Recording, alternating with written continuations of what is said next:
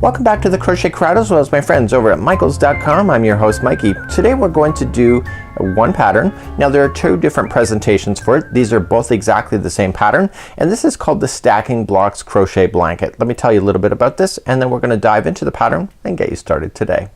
So on screen there are two pictures. They're exactly the same blanket. So what we have here is Cherry Compote and this one is Pistachio Macaroon, and they're both featuring the Caron Big Cakes. The wonderful thing about the big cakes, it only takes 3 balls in order to do that. That's how big these cakes are. This is a very easy to remember pattern, so once we get you started in the center of it, you just grow it out like a granny square, but it has a really neat concept to it and it is just really quite fabulous. Now you'll see that there's color changes that you see. That's coming right out of the ball itself, so you don't have to worry about changing colors in order to get it. Just hook your way through the ball and then just keep adding your extra balls as you be able to get all the way around.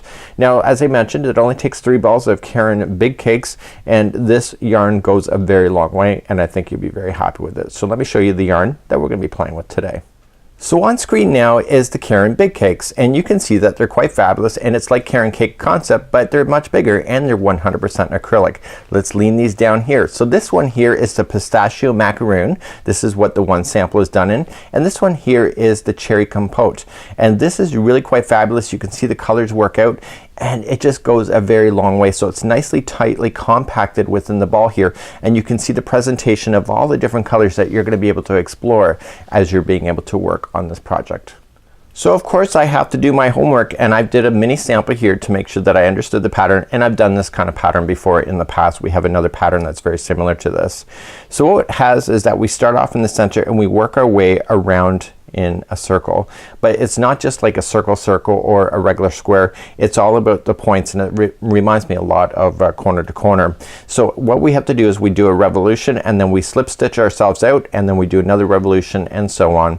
So then you end up with the color transitions that look absolutely amazing as it works its way out to the outside of the particular project. So it's a really neat concept. There is also a crochet diagram, and I'm going to take you through that next.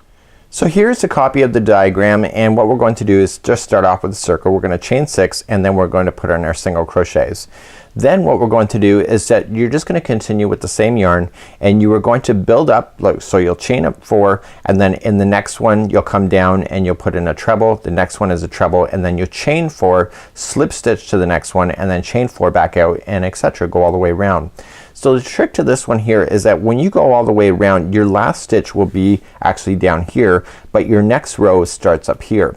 So the trick is that when you get all the way back to here, you're going to slip stitch your way up through this chain and then begin again. So chain up 4, and then these double crochet or trebles go into the other trebles, and then chain 4 coming back down, and you go right into the chain itself. Don't go into a gap space. Then chain 4 and then trebles right into the chains as you see, and you keep working your way around. So the trick to this one is that I want you to set up a stitch marker for you when we get started, so that you can identify where you started. The very first time I ran through this, I missed it completely, and I started going in a continuous revolution all the way around. Therefore it'll never be truly even. So I want to show you that particular concept. So as you hit and get each row, and if you look at the colors, so if you did the black here and you went all the way around, you'll notice that you'll end up here. So then in order to start the next blue one up here, you have to chain through there and then start and going all the way. Now you technically could fasten off here if you really wanted to, but I wouldn't worry about that because you end up with a lot of tail strings, and for the what it is on the pattern, you'll see that it blends in really quite nicely as well. So let's grab our hook. It's a 6mm size J crochet hook today, and you are using a Caron Big Cakes in order to play. So let's begin. So I'm going to be using an extra stitch marker here. Make sure you have one available to you. I think you'll find this quite handy.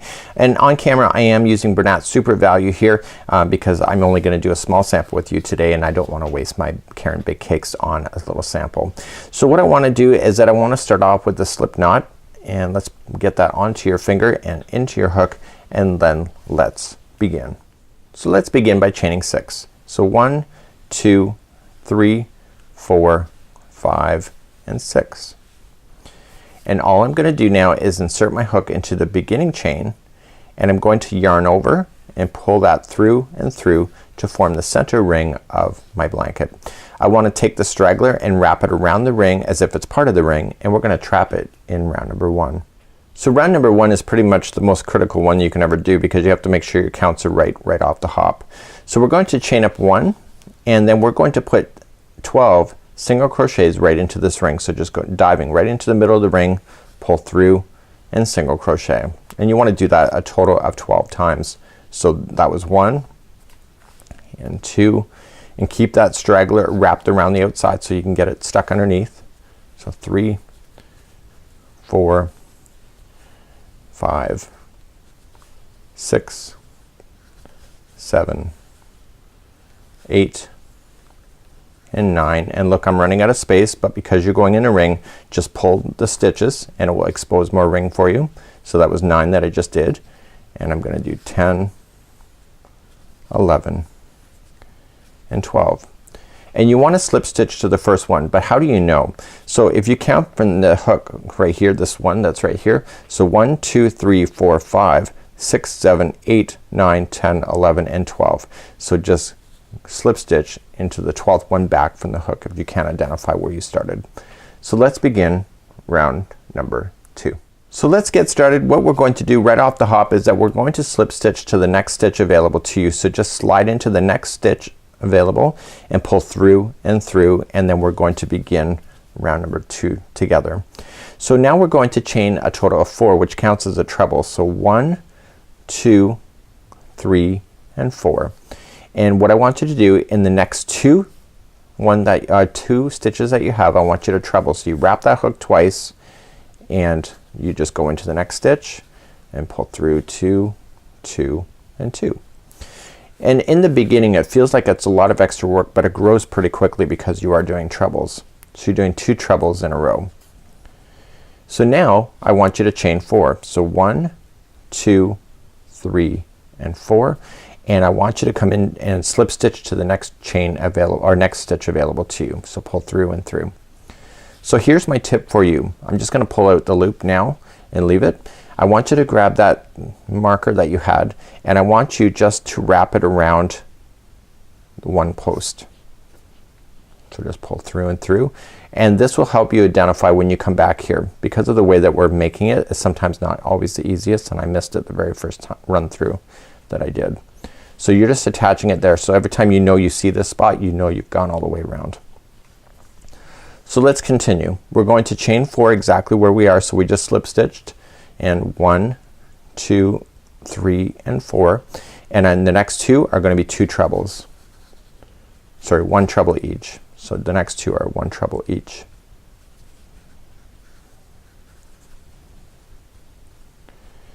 And now you're gonna come back and you're gonna chain 4. So 1, 2, 3 and 4 and slip stitch to the next one, and then you're gonna chain up 4 again. So you see it's kind of like creating a cross shape or a plus sign. So chain 4, so 1, 2, 3 and 4, and then treble into the next 2.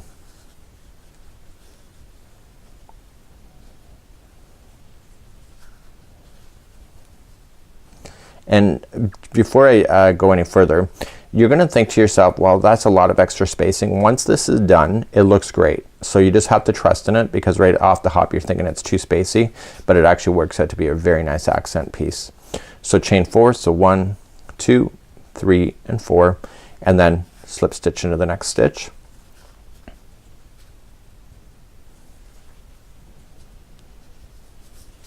And then see you've got one more left, so chain 4, so 1, 2, 3 and 4, and then you're gonna come and treble in the next 2.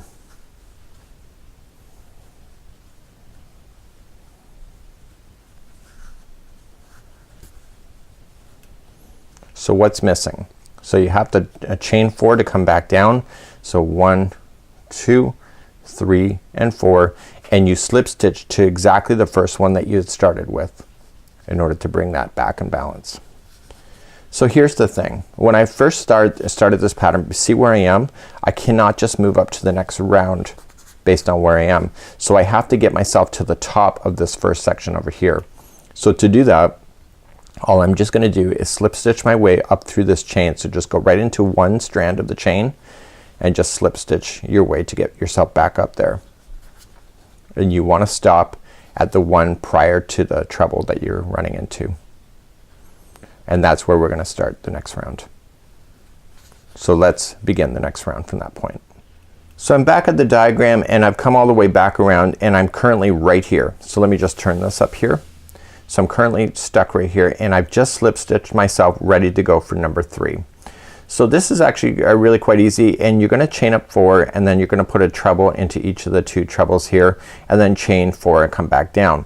But these ones, see how they're lying on their side? So what we're going to do is these ones now that are resting in between, so you're gonna see that these go out straight out, but the ones on in between, so look at it from like a quarter point of view, you see that they're leaned over to match this one.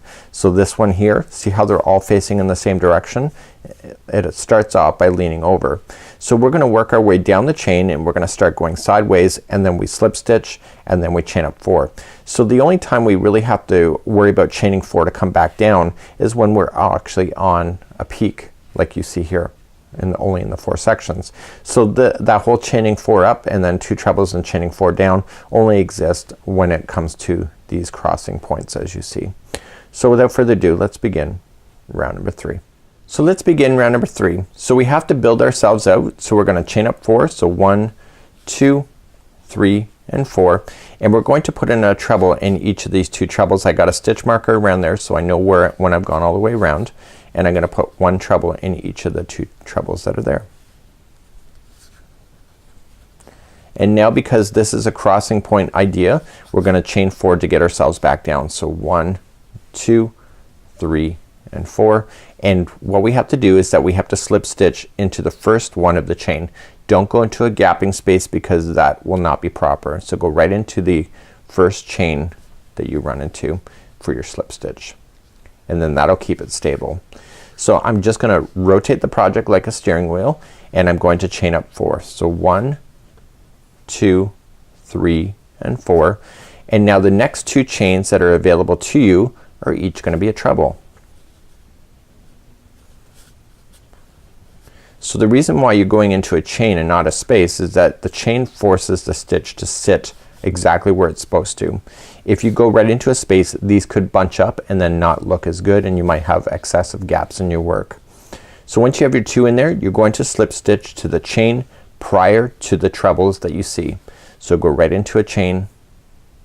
It's the first one before the trebles, and then you move up. So chaining up 4, so 1, 2, 3 and 4, and then you put in a treble in each of the next 2.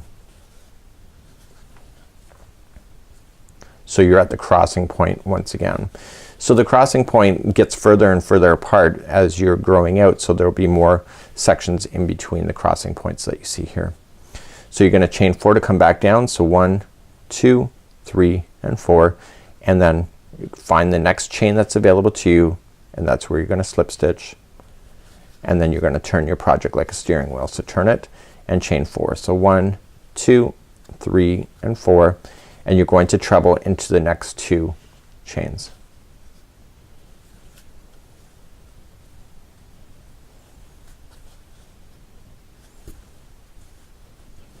Okay, and so once you get that done, you slip it to the first chain prior to the 2 trebles. You get used to seeing it if you're having trouble with it now. So now you're gonna chain up 4. So 1, 2, 3 and 4, 1 treble in each of the next 2. So I'm gonna speed up a little bit because it's exactly the same step going all the way around. And then once you get that done, chain 4, 1, 2, 3, 4, slip stitch to the next chain. So go right into the chain itself, not to the space, and then turn your work, chain up 4, and then 2 trebles into the next 2 chains. Sorry, 1 treble into the next 2 chains. And then slip stitch to the next chain spot there, and then chain up 4, 1, 2, 3, 4, and treble into the next 2.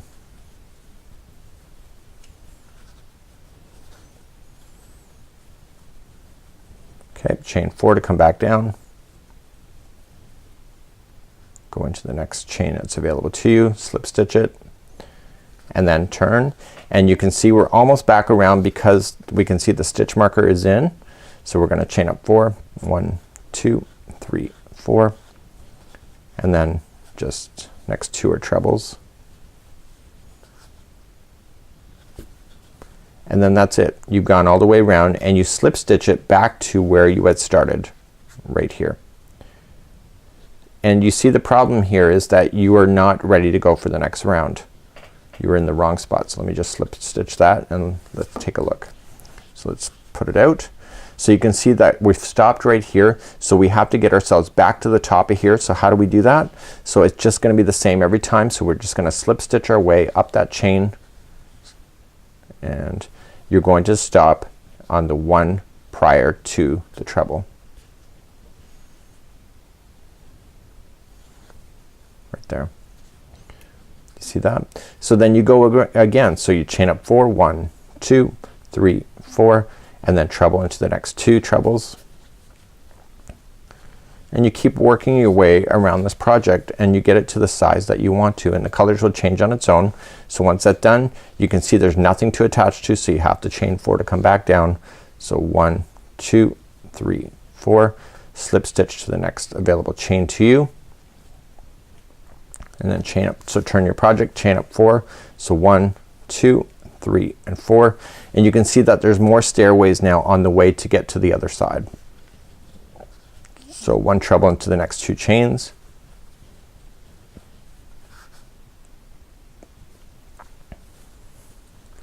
and then slip stitch to the top of the next section here, and then keep moving like that. So then chain 4 again. So 1, 2, 3, 4, and 2 treble, or 1 treble into the next 2. So you can see it's just the crossroads that you have extra steps to do, and then when you're in between the crossroads of this, it gets easier. So you have your 2 in there, slip stitch, and now you can see you're on a crossroad because there's nothing more to, you have to build up, right? You can see that. So 1, 2, 3, 4, and 1 treble into the next 2.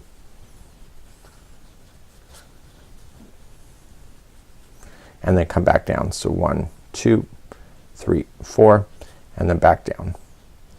So that's all this blanket is. It's just a matter of going around in circles and just being able to identify your edges as you go. And so you're gonna just work your way out and then come all the way back. This here, once you get used to seeing where you need to end, you can take that out at any time, and you'll end up right back here in this particular space right here, and then you're gonna chain up again through the chain and then begin again all the way in the revolutions. So this is how to do the stacking blocks crochet blanket. We've done this before, and this is a really neat idea. Now you're gonna see it's very spacey, but once you get this idea done, and let me pull out my other example here, it looks absolutely just quite fabulous when you look at it from a distance, and it's a great accessory and all of that jazz. And because the colors are changing on its own per the yarn, you end up with a really amazing creative particular project in order to play with. So until next time, I'm Mikey on behalf of Michaels.com as well as the Crochet Crowd. There is no borders with this, and so once you're done, just stop and then you're good to go and display in your home. Have a great day. We'll see you again real soon. Bye bye.